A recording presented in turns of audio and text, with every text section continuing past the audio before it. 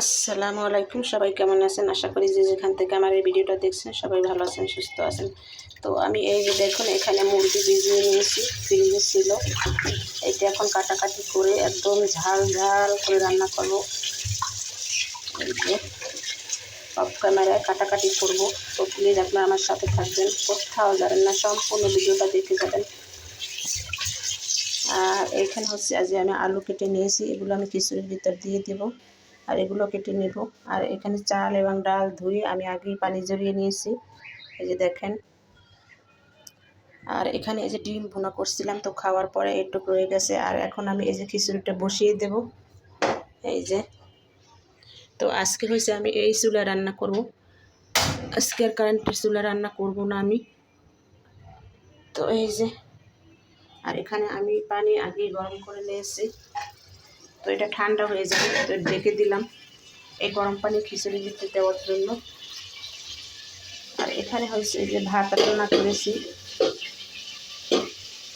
তো প্লিজ সবাই আমার সাথেই থাকবেন, কোথাও যাবেন না, সম্পূর্ণ ভিডিওটা দেখে যাবেন। অনেকদিন পরে আজকে আপনাদের সাথে আমি রান্নাবান্নার ভিডিও শেয়ার করতেছি। আসলে অসুস্থ হওয়ার পরে রান্নাবান্না ওই রকমের কিন্তু আমি মন লাগিয়ে করতে পারি না, সেই জন্য রান্নাবান্নার ভিডিও আর আমার শেয়ারও করা হয় না। তারপর মাঝখানে বেড়াতে গিয়েছিলাম, সেই জন্য একেবারে রান্নাবান্না ভুলেই গেছে আর কি। তো আসলে চুলার কাছে থেকে থেকে আমার যে একটা সমস্যা হয়েছে, সেই কারণে কিন্তু আমি রান্নাবান্নার ভিডিও দিতে পারছি না। চোখে প্রচুর সমস্যা হয়ে গেছে, মাথায় সমস্যা হয়ে গেছে, মাথা থেকে একদম চোখ ধরে গেছে।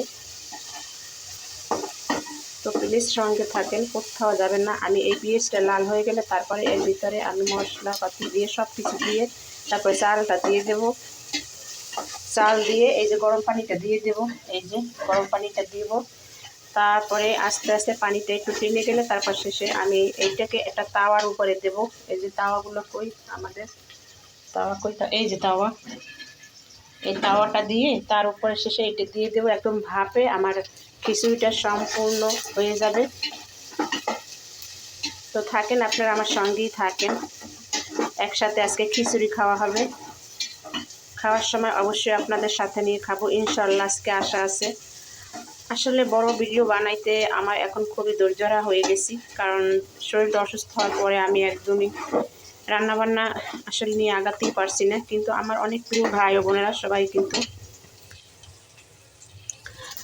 আমার অনেক প্রিয় ভাই এবং বোনেরা আমার রান্নাবান্না দেখতে চায়। অনেক আপুরই কমেন্ট করেছে, আপু ভালো কিছু কাজ করো, রান্নাবাড়া দেখাও। আসলে আমার যে শরীরটা খারাপ এটা তো আর আমি কাউকে বলে বোঝাতে পারবো না। তো তারপরও আজকে সবার অনুরোধে আমি শুরু করলাম। তো সবাই আমার সঙ্গেই আমি রেল ভয়েসটা রাখতে পারলাম না, কারণ বাইরে প্রচুর শব্দ হচ্ছে, বাইরে কাজ চলছে, বিল্ডিংয়ের কাজ, ছাদের উপরে কাজ চলছে। তো সেজন্য আর ভয়েসটা আবার আলাদা করে দিতে হলো। কিন্তু আমি আজকে চাইছিলাম না, কারণ আসলে শরীরটা এত খারাপ আর মাথা একদম বার হয়ে আছে, কথা বলতে গেলে কেমনই জানি লাগে। আরেকটা কথা হয়েছে, বাইরে প্রচুর পরিমাণে বৃষ্টি হইতেছে, তো যার কারণে আর কি মাথাটা বার হয়ে আছে।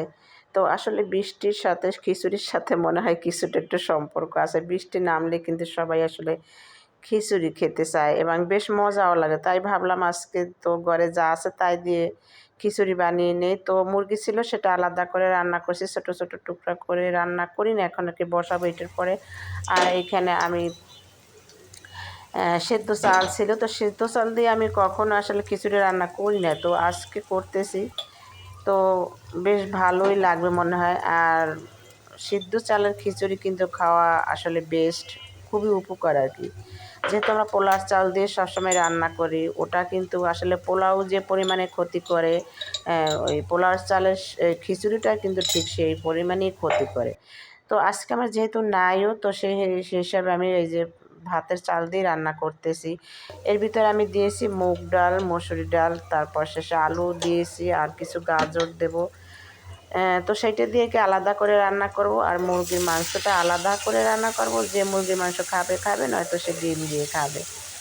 তো প্লিজ আপনারা কে কোন জায়গা থেকে আমার ভিডিওটা দেখছেন, প্লিজ সুন্দর করে একটা কমেন্ট করে আমাকে জানিয়ে দিন। আমার অনেক আপুরাই আসলে আমার এই রান্নার ভিডিও দেখতে চায়, বলে আপু কিছু করো, ভালো কিছু করো। আসলে আমার শরীরটা যে ভালো না সেটা তো কেউই বুঝে না। রান্না করি খাই, কিন্তু আসলে একটা ধৈর্য হয়ে গেছে, মানে চোখের একটা সমস্যা হয়ে গেছে। রান্নাঘরে থাকতে থাকতে প্রচুর পরিমাণের কাজ, এত বড় একটা ফ্ল্যাটে যে পরিমাণের কাজ সব কিন্তু আমার আসলে একার হাতেই করতে হয়। তো আসলে আমি লোক খুঁজতেছি, পাইতেছি না, ওই রকমের বিশ্বাসযোগ্য লোক তো পেতে হবে বলেন তো।